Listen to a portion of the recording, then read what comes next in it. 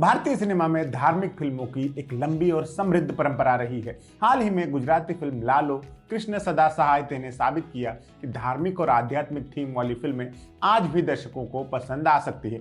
लालो एक छोटे बजट की फिल्म थी जो गुजराती सिनेमा की सबसे बड़ी फिल्म बनी। 50 लाख के बजट से बनी इस फिल्म ने 80 करोड़ से ज्यादा का बिजनेस किया। ये फिल्म छोटे बच्चों से लेकर बुजुर्गों तक सबके लिए थी और इसने परिवारों को एक साथ सिनेमा घर जाने की वजह दी।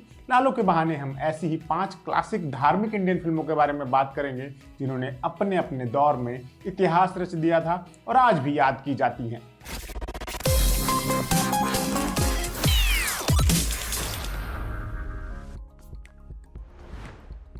1975 में आई जय संतोषी मां भारतीय सिनेमा की सबसे बड़ी धार्मिक फिल्मों में से एक है। ये फिल्म एक ऐसी कल्चरल फिनोमिनन बन गई थी कि इसने न सिर्फ बॉक्स ऑफिस पर तूफान मचाया बल्कि भारतीय समाज में संतोषी माता की पूजा को एक नई पहचान दी। फिल्म की कहानी सत्यवती नाम की एक साधारण लड़की के बारे में है जो संतोषी माता की परम भक्त है। उसके पति बिरजू को काम के सिलसिले में दूर जाना पड़ता है और उसकी अनुपस्थिति में सत्यवती को अपनी सास के हाथों बहुत कष्ट सहने पड़ते हैं, लेकिन अपनी आस्था और अपने विश्वास के दम पर वो हर मुश्किल का सामना करती है। फिल्म में दिखाया गया है कि कैसे संतोषी माता अपनी भक्त की रक्षा करती हैं। आखिरकार सत्यवती को उसके पति से मिलवाती हैं और उसके सभी दुख दूर करती हैं। जय संतोषी मां को विजय शर्मा ने डायरेक्ट किया था और इसे सत्यम शिवम प्रोडक्शंस ने बनाया था। फिल्म में कनक कौशल ने सत्यवती का रोल निभाया था। उनके अलावा भारत भूषण और अनीता गुहा भी फिल्म में अहम रोल्स में थे। भारत भूषण ने सत्यवती के पिता का किरदार निभाया था और अनीता गुहा ने संतोषी माता का रोल प्ले किया था। फिल्म का म्यूजिक सी अर्जुन ने दिया था और गाने उषा मंगेशकर की आवाज में थे। फिल्म का एक भक्ति गीत तो सुपर पॉपुलर हुआ, आज तक हिट है, मैं तो आरती उतारू रे संतोषी माता की। फिल्म का बॉक्स ऑफिस प्रदर्शन अविश्वसनीय था। यह फिल्म महज 7 लाख रुपए के बजट में बनी थी, लेकिन इसने लगभग 10 करोड़ से ज्यादा कमाई की थी, जो उस दौर में एक रिकॉर्ड था। फिल्म 1 साल से ज्यादा वक्त तक कई सिनेमाघरों में चली थी। सबसे दिलचस्प बात यह थी कि महिलाएं इस फिल्म को देखने से पहले व्रत रखती थी और सिनेमाघर में प्रसाद बांटती थी। कई थिएटर्स में तो फिल्म के दौरान आरती की जाती थी। जय संतोषी मां की सफलता ने धार्मिक फिल्मों के लिए एक नया रास्ता खोल दिया था और इसके बाद कई ऐसी फिल्में बनी। सबका मालिक एक का मंत्र देने वाले साईं बाबा के जीवन पर 1977 में एक फिल्म बनी शिरडी के साईं बाबा। यह फिल्म साईं बाबा के जीवन की घटनाओं, उनके चमत्कारों और उनकी शिक्षाओं पर आधारित थी। फिल्म में साईं बाबा के शिरडी आगमन से लेकर उनकी समाधि तक का सफर दिखाया गया है। फिल्म में यह दिखाया गया है कि कैसे साईं बाबा ने अपने सरल जीवन और चमत्कारों से लोगों के दिलों में जगह बनाई।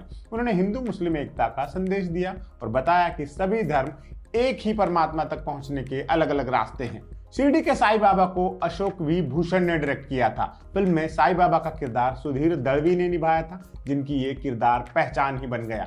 सुधीर दळवी ने साईं बाबा के किरदार को इतनी गहराई और ईमानदारी से निभाया कि दर्शकों को लगता था कि वो असली साईं बाबा को ही देख रहे हैं। फिल्म में मनोज कुमार ने स्पेशल अपीयरेंस की थी और उन्होंने नैरेटर का भी काम किया था। राजेंद्र कुमार, हेमा मालिनी, शत्रुघ्न सिन्हा, प्रेम चोपड़ा, मदन पुरी और पूनम ढिल्लों जैसे बड़े सितारों ने भी फिल्म में अलग अलग भक्तों के रोल निभाए थे। ये फिल्म भी भरपूर चली थी और वीसीआर के आने के बाद इसके कैसेट्स भी घर घर देखे गए। 1969 में गुरु नानक देव की शिक्षाओं पर आधारित एक महत्वपूर्ण फिल्म बनी नानक नाम जहाज है। ये फिल्म अमृतसर के स्वर्ण मंदिर परिसर में घटी एक सच्ची घटना पर आधारित थी। फिल्म में 1947 के अमृतसर की कहानी है। एक धर्मनिष्ठ सिख और समृद्ध ठेकेदार गुरमुख सिंह अपनी पत्नी और छोटे भाई प्रेम के साथ रहता है। समस्या तब शुरू होती है जब प्रेम रतन कौर नाम की लड़की से शादी कर लेता है, जिसके साथ उसका भाई सुखा भी इनके परिवार में घुस आता है। सुखा और रतन कौर दोनों भाइयों के बीच मतभेद पैदा करते हैं, जिसकी वजह से कारोबार और परिवार दोनों तबाह हो जाते हैं। हालांकि तमाम मुश्किलों के बावजूद गुरमुख ने दरबार साहिब में अपना विश्वास बनाए रखा और वक्त के साथ उसे उसके त्याग और सब्र का अच्छा फल मिला।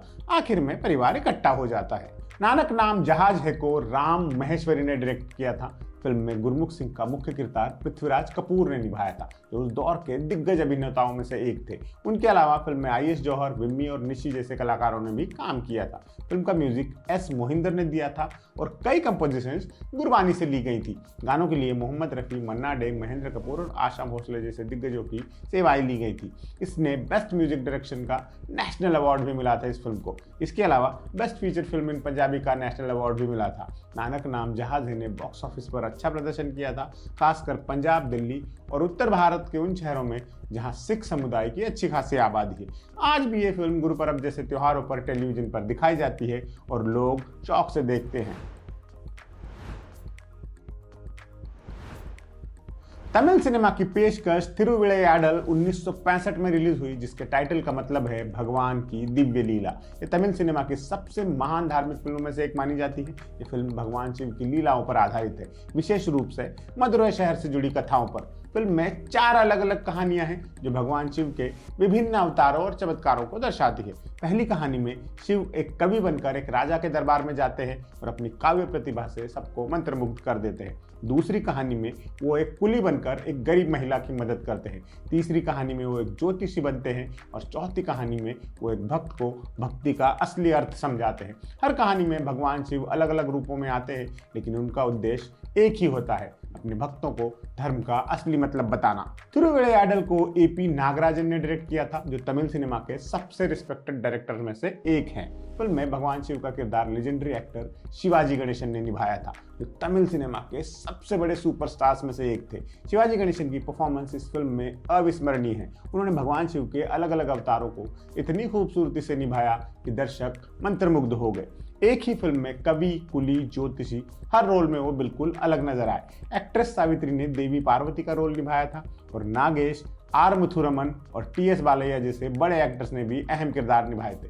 फिल्म का म्यूजिक KV महादेवन ने दिया था, जो कि बहुत पॉपुलर हुआ था। फिल्म के कई गाने तमिल सिनेमा के क्लासिक बन गए। फिल्म का बॉक्स ऑफिस प्रदर्शन फिनोमिनल था। ये फिल्म तमिलनाडु में 1 साल से ज्यादा चली थी और इसने भरपूर पैसा कमाया था। इस फिल्म की सबसे बड़ी USP थी इसकी कहानी कहने का तरीका, शिवाजी गणेशन की दमदार परफॉर्मेंस और इसका म्यूजिकल स्कोर। फिल्म ने कई अवार्ड जीते और आज भी इसे तमिल सिनेमा की सबसे बेहतरीन फिल्मों में से एक गिना जाता है। मराठी सिनेमा में धार्मिक फिल्मों की एक समृद्ध परंपरा है और पंढरीची वारी उस परंपरा का एक महत्वपूर्ण हिस्सा है। 1988 में रिलीज हुई ये फिल्म महाराष्ट्र की सबसे पवित्र परंपराओं में से एक पंढरपुर की वारी यानी तीर्थ यात्रा पर आधारित है। हर साल आषाढ़ी एकादशी पर लाखों भक्त पंढरपुर जाते हैं और भगवान विट्ठल के दर्शन करते हैं। ये यात्रा पैदल होती है और कई दिनों तक चलती है। फिल्म में इसी यात्रा की कहानी है, कैसे अलग अलग बैकग्राउंड के लोग जो इस यात्रा में शामिल होते हैं, उनकी आस्था, उनके संघर्ष और उनकी भक्ति। फिल्म में दिखाया गया है कि कैसे ये यात्रा सिर्फ एक धार्मिक कर्मकांड नहीं है, बल्कि एक आध्यात्मिक अनुभव है जो लोगों को बदल देता है। फिल्म में कई छोटी छोटी कहानियां हैं जो एक दूसरे से जुड़ती हैं और एक बड़ा नैरेटिव बनाती है। हर किरदार की अपनी व्यथा है, अपनी मन्नत है और भगवान विट्ठल से अपनी प्रार्थना है। पंढरीची वारी को रमाकांत कवठेकर ने डायरेक्ट किया था, जो मराठी सिनेमा के जाने माने डायरेक्टर थे। फिल्म में जयश्री गडकर, बाळ धुरी, राजा गोसावी और अशोक सराफ जैसे बेहतरीन मराठी एक्टर्स थे। फिल्म का संगीत बहुत पॉपुलर रहा था, खासतौर से एक गाना तो क्लासिक बन गया, धरीला पंढरीचा चोर। फिल्म ने महाराष्ट्र में शानदार बिजनेस किया था और कई हफ्तों तक हाउसफुल चली थी। इस फिल्म की खासियत ये थी कि इसने महाराष्ट्र की एक बहुत ही खास सांस्कृतिक परंपरा को सिनेमा के माध्यम से दुनिया के सामने रखा। फिल्म सिर्फ भक्ति के बारे में नहीं थी, बल्कि मानवीय संवेदनाओं, सामाजिक मुद्दों और जीवन के संघर्षों के बारे में भी थी। आज भी हर साल आषाढ़ी एकादशी के समय ये फिल्म टेलीविजन पर दिखाई जाती है और लाखों मराठी परिवार इसे देखते हैं। ये पांचों फिल्में अपने अपने तरीके से भारतीय सिनेमा में मील का पत्थर है। इन्होंने न सिर्फ बॉक्स ऑफिस पर कामयाबी हासिल की, बल्कि लोगों के दिलों में भी जगह बनाई। आज के दौर में जब सिनेमा में वायलेंस, बोल्ड कंटेंट और कंट्रोवर्सी ज्यादा दिखती है, ये फिल्में याद दिलाती हैं कि साफ सुथरी, पारिवारिक और आस्था पर आधारित फिल्में भी बड़ी सफलता पा सकती है। लालो की हालिया सफलता इस बात का सबूत है कि भारतीय दर्शक आज भी ऐसी फिल्मों का स्वागत करते हैं। क्या आपको भी ऐसी कोई फिल्म याद है? हमें कमेंट बॉक्स में जरूर बताइए और देखते रहिए एम बोले तो।